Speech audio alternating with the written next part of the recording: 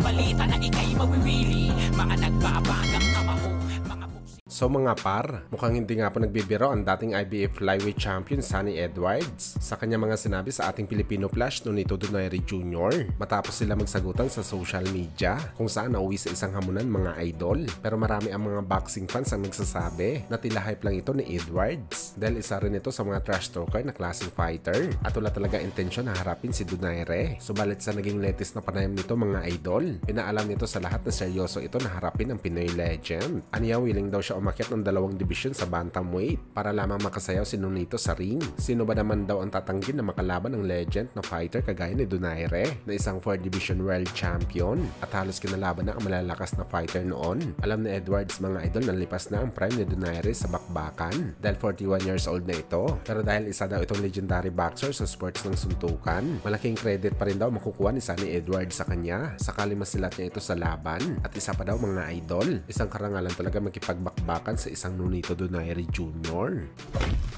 Samantala matapos nga po inulan ng badikos ang super middleweight undisputed champion Canelo Alvarez dahil umalis ito sa PBC at hindi tinanggap ang offer sa kanya para labanan si David Benavides. At sa halip mga idol, bumalik ito sa kamay ni Eddie Hearn sa Matchroom Promotion kung saan mga idol, pinagtanggol naman ni Mayweather Jr. si Canelo sa kanyang naging desisyon. Wala daw siya masasabi sa gusto o threat ni Canelo sa kanyang mga laban. Deserving daw si Canelo na mamili ng kanyang kalaban dahil matagal na daw nito napatunayan ng kanyang sarili kalaban ng maraming kampiyon. Kaya hayaan na lang daw natin si Canelo sa kanyang gusto. At sa mensahe naman ni Calvo mga idol kay David Benavides, wag daw ito mag-focus kay Canelo lamang. Humanap daw ito ng malalaking laban sa iba hanggang makabuild up ito ng pangalan at maging katulad ni Canelo sa huli. Well, ina-expect na natin to mga idol na ganito ang sasabihin ni Floyd kay Canelo. Pangit naman isipin mga idol, nang babatikusin ni Calvo si Canelo na isang cherry picker dahil nung aktibo pa ito sa bakbakan, mas matindi pa si Floyd sa cherry picking sa kalaban. Kaya para hindi maungkat ang gawain ni Calvo dati, puriin ito kung ano man ang ginagawa na cherry picking ngayon ni Canelo.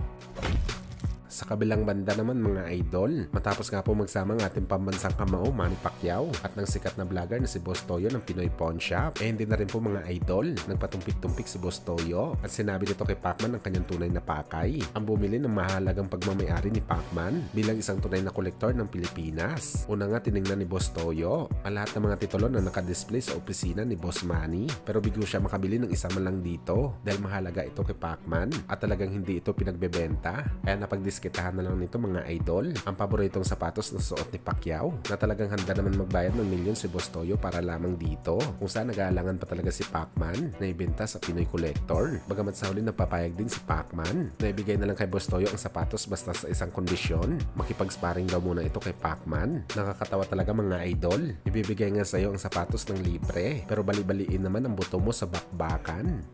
Sige, gusto mo to? Opo, Sir Manny. Pasok ko kaya. Sparring muna tayo.